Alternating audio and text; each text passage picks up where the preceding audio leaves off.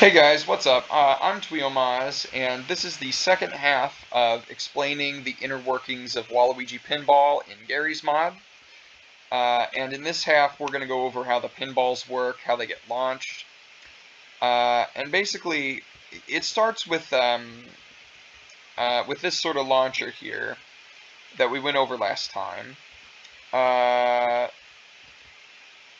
It's these two trigger volumes here that get everything started.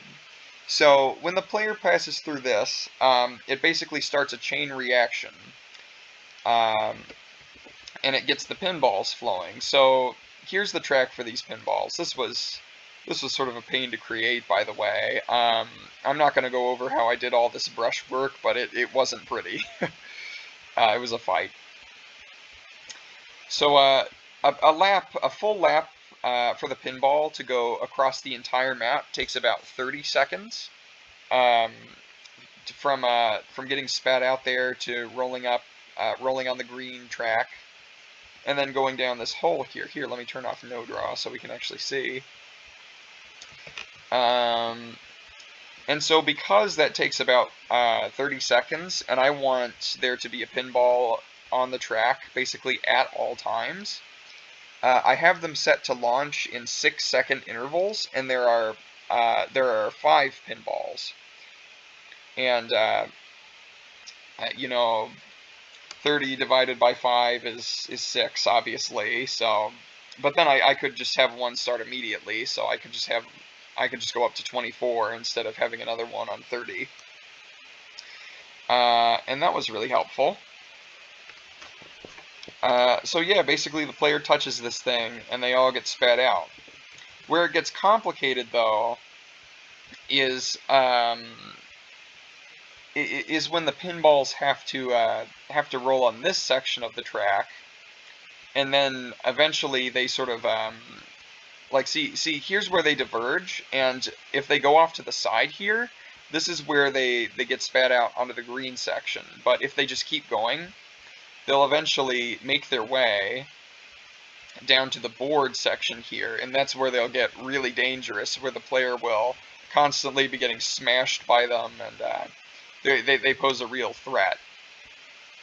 So in order to do that, there's this trigger here, this special trigger, and when the player crosses it, there's an output here, and basically it disables the green pinballs from flowing, so to speak. And that's basically done to synchronize the new pinballs with the green part pinballs. Because if I had it so that the player could launch the second set of pinballs immediately, they might get kind of smushed together, and there might be two balls like phased inside of each other. We don't want that. So that's why it's important to stop the flow and then start it again. And then up here, there's this second trigger behind the one that starts the green guys. And this one adds to a math counter. And on the first time, it just adds 1. But then on the second lap, it adds 2. And so the second set of pinballs only gets triggered on the second lap. And like I said earlier, they come in at a certain point. So here's this math counter here, and we have them set to sort of punch a hole between when the other guys are coming. So like the green pinballs will come after 0, 6, 12, 18 seconds, and we need the second set to come between them so they don't get mushed together, right? So I have it set to 13, 19, and then this guy, we'll get to him later, and that's a different thing. So then the pinballs started flowing again. The green pinballs are now permanently a part of the map, and they'll just kind of occupy this zone. And then the 2 will flow down here, roll across this path, and make their way onto the board. And about that output I had on earlier, if we open this up here,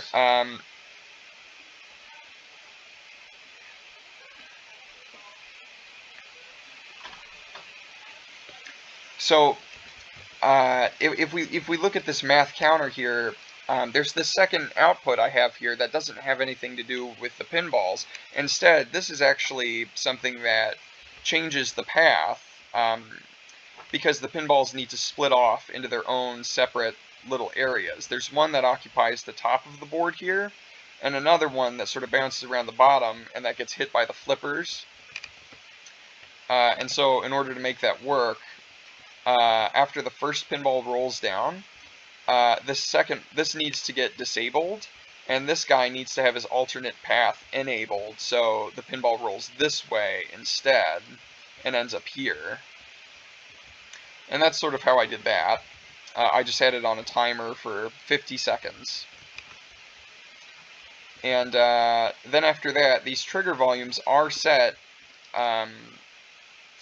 to activate when one of the pinballs sort of gets near them, so they will actually flip the pinballs away, and I find that just so amusing. It's really incredible to see. But yeah, that's basically the long and short of this whole pinball system here.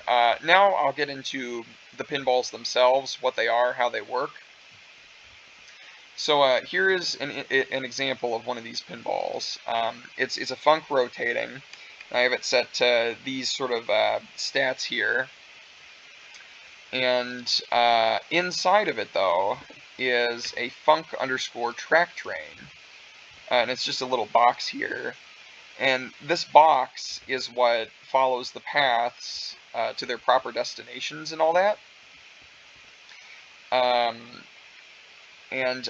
just kind of have them set inside of the pinballs here. And you can see that it's parented, so the rotating pinball just kind of exists by itself, and then it sort of follows the lead of this little box here. Really great little system. I'm really happy with how that came out. And then later on in the map's life, I added these, which are actually trigger hurts, and they only affect bad guys.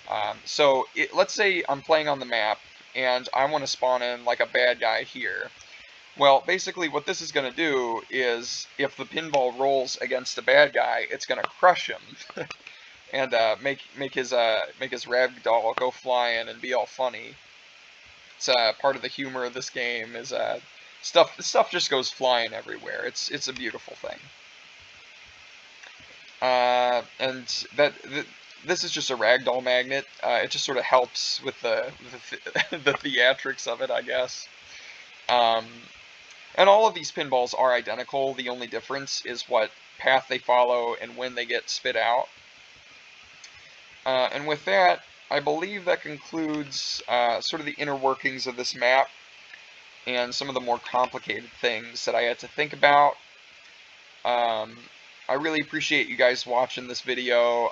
It's been such a journey. This map took like 2 months to make, and people were just so supportive and excited about it the whole way through.